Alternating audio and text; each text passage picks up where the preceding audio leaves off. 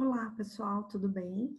Hoje a gente vai falar um pouquinho das etapas do planejamento do programa de educação nutricional, desde a definição do conteúdo programático, métodos utilizados, até a avaliação final da eficácia desse programa. Então, eu vou compartilhar aqui a minha tela com vocês.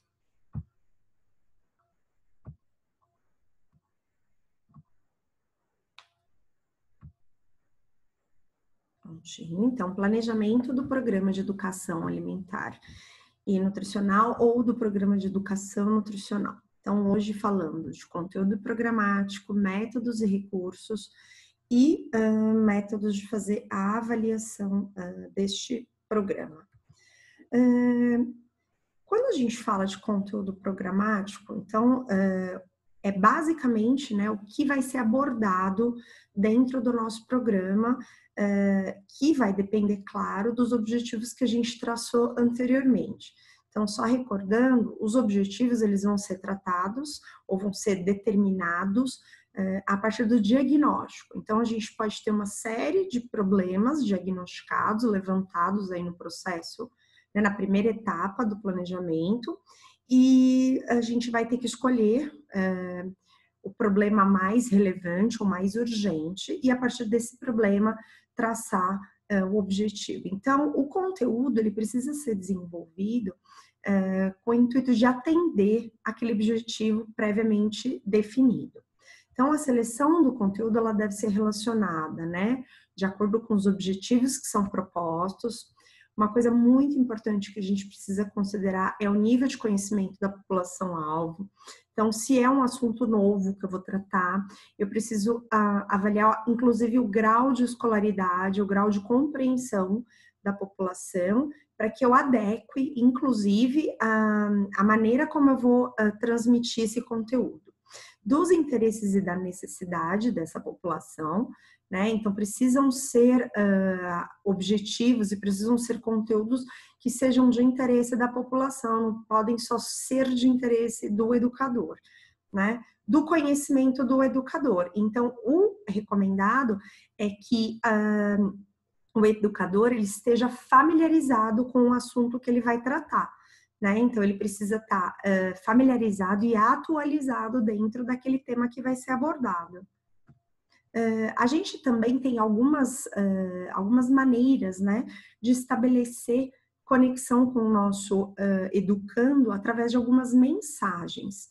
E essas mensagens, a gente precisa seguir aí algumas etapas para que essa mensagem ela seja passada de uma maneira clara, simples e que seja o máximo captada, né, pela população-alvo. Então, aqui a gente precisa pensar, então, numa mensagem breve e simples, que inclua algumas ideias-chave. A informação ela precisa ser confiável e completa. A gente precisa repetir as ideias algumas vezes para as pessoas. Recomendar uma mudança de comportamento precisa, então, exatamente o que precisa ser modificado. Mostrar, por exemplo, né, como a gente está falando de programa de educação, uma relação entre o problema nutricional e a conduta recomendada. Então, por exemplo, o ideal é que você não adicione sal, né, nas refeições em decorrência da sua pressão de ser alta. Né? Então, relacionar o porquê que aquele comportamento deve ser modificado, associando com uma doença de repente ou um problema nutricional que o indivíduo já apresente. Né? É interessante estabelecer um slogan ou uma palavra de ordem, assegurar de que a mensagem ela seja apresentada de fonte confiável, né? Então, a gente precisa garantir que a mensagem passada, ou que o conteúdo passado tenha um embasamento confiável, né? E sempre adaptando essa linguagem para o nível de percepção da população que a gente está trabalhando. Apresentar os fatos de forma direta, usar expressões positivas e o humor. Mas lembrando que às vezes o humor ele pode se voltar contra nós, né? Então, cuidado para não ser ofensivo com ninguém utilizando o humor, tá? Uma outra coisa que a gente precisa considerar que é super importante na hora que a gente está transmitindo uma mensagem, ou transmitindo um conteúdo, é cuidado para a transmissão excessiva de conceitos, né? Muitas vezes a gente quer falar muitas coisas, muitas informações diferentes, isso acaba dificultando a compreensão do nosso público-alvo. Então, às vezes, se a gente falar menos conceitos ou der menos informações, a chance de conseguir uma mudança de comportamento é maior do que se a gente, de repente, atropelar essa população com uma infinidade de informações diferentes. Então, precisa ter um pouquinho de cuidado com a transmissão excessiva dos conceitos. Com relação, então, aos métodos e recursos, então, é basicamente como que a gente vai fazer para transmitir essa mensagem ou transmitir esse conteúdo programático para atingir o nosso objetivo que foi traçado lá atrás.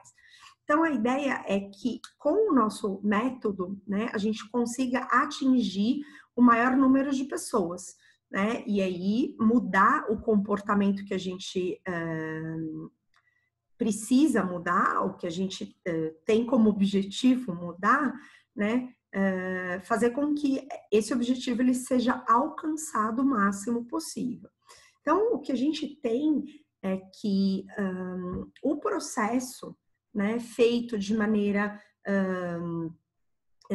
não colocando o educador, né, em posição de destaque, mas fazendo no mesmo nível, educando e educador, de maneira mais informal, ou o processo educativo construído em conjunto, ele é mais efetivo, né? Além disso, tem um outro fator que a gente também precisa considerar que é importante. Quando o educador ele é conhecido já da população-alvo, ou ele faz parte daquele grupo, essa interação entre educando e educador é maior, e aí o processo educativo ele é mais efetivo ainda, né? Então, educadores da própria comunidade geralmente obtêm resultados melhores do que indivíduos que podem até ter uma capacitação técnica maior, mas que sejam estranhos ao público, né?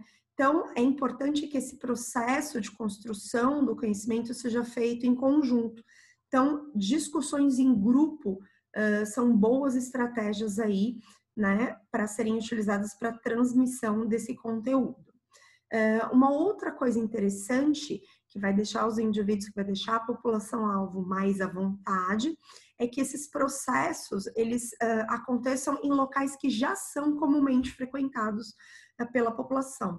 Então, pode ser uma associação do bairro, uma igreja, né, um espaço aí religioso, um espaço comunitário. Então, um local que já seja conhecido pela população, junto com um educador que faça parte da própria comunidade, são estratégias bastante interessantes para que a gente consiga aumentar a efetividade do processo educativo.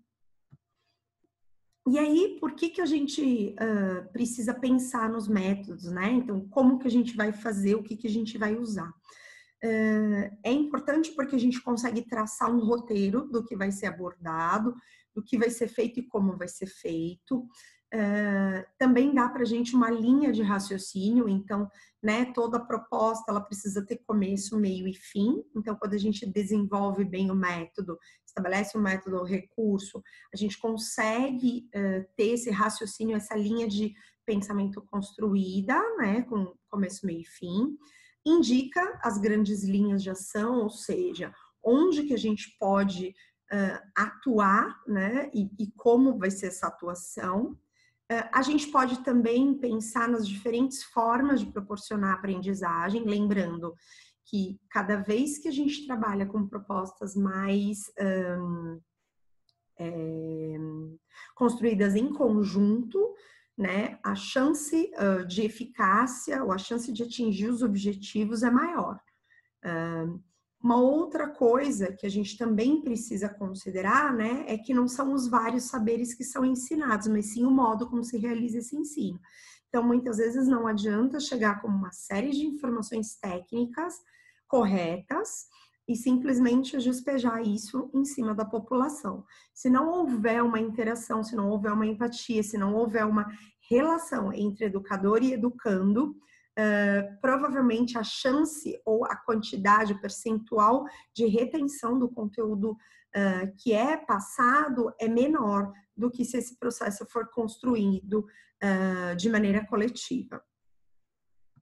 Então, uma outra coisa que também é interessante, né, é que quanto mais a participação da população for ativa, a chance de retenção da informação e da mudança do comportamento também é maior.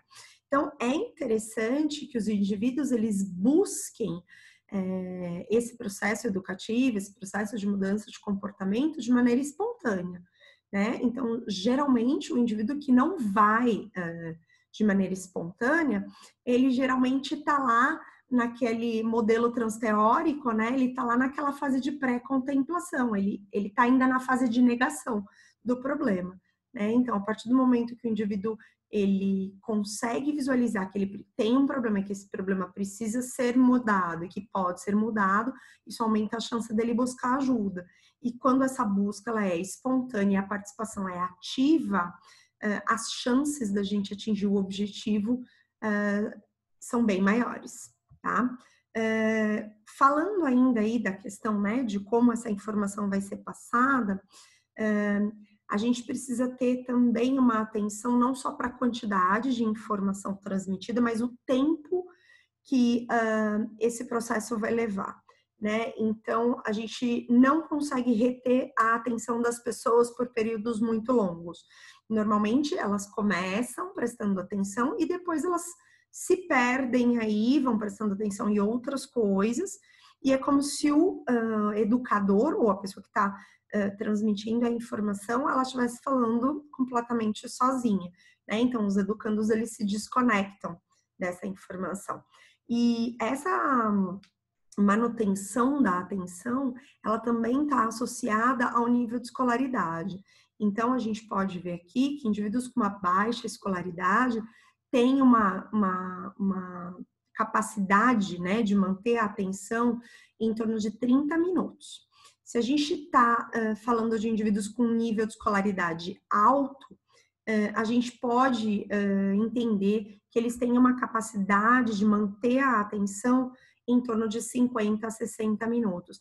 Então, isso é muito importante a gente considerar na hora de determinar o que a gente vai transmitir de informação, como essa informação vai ser descrita, nem que seja necessário, de repente, a gente pegar um conteúdo de 45 minutos, se for para os indivíduos de baixa escolaridade, e fracionar em 2 ou 3 blocos de 15 minutos, por exemplo.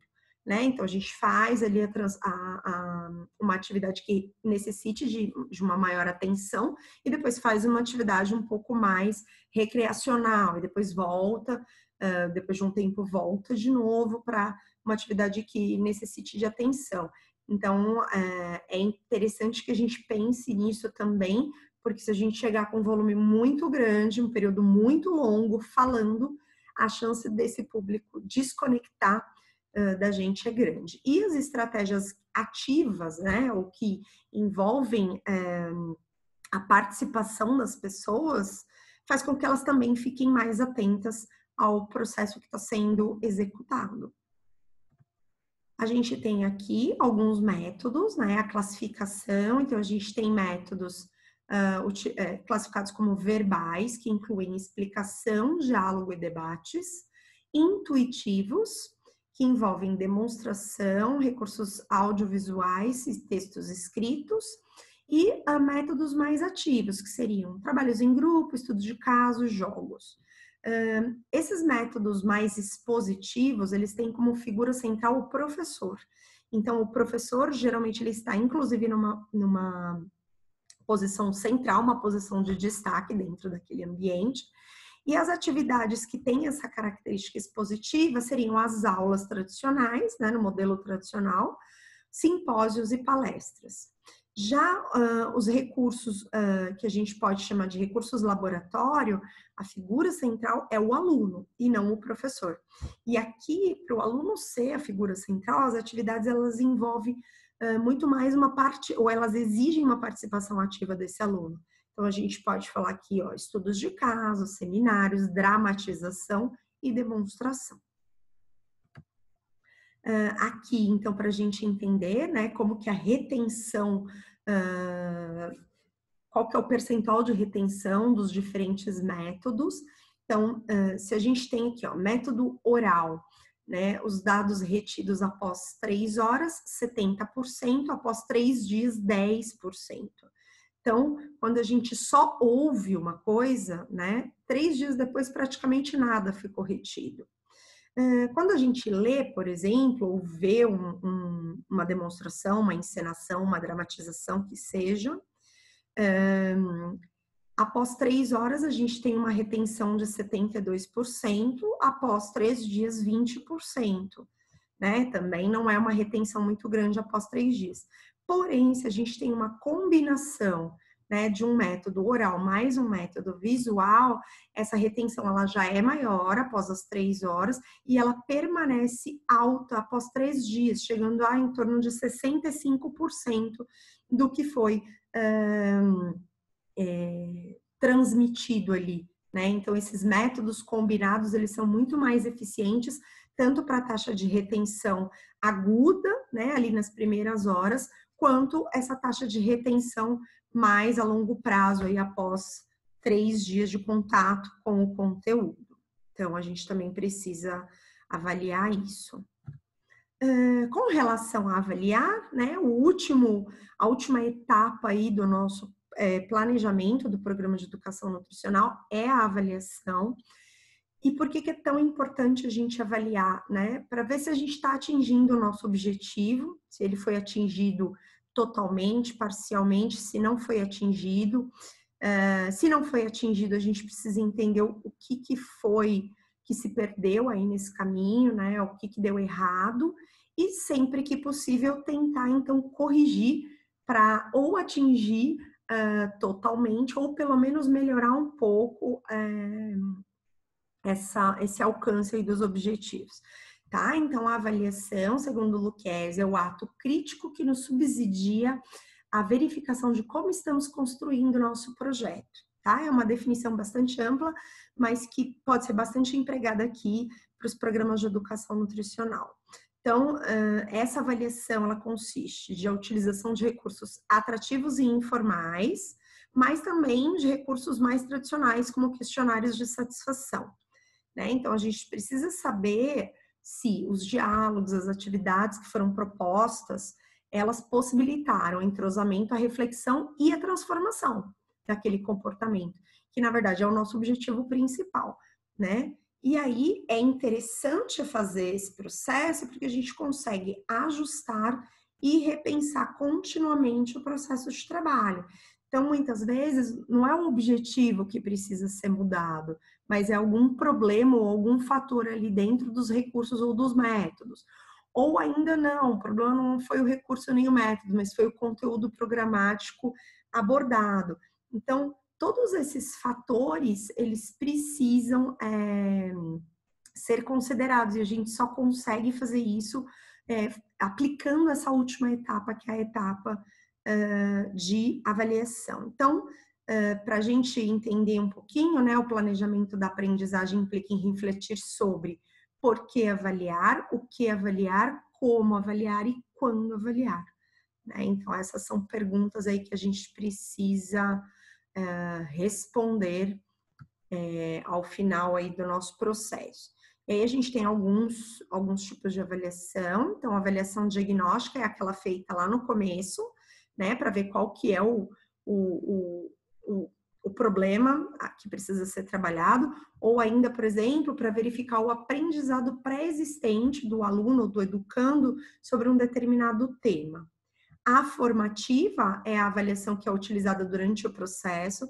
Então, só para vocês verem que a gente não usa a avaliação só no final, a gente pode utilizar ela durante todo o programa de educação nutricional, inclusive para ir modificando, né, os pontos que não estão dando certo.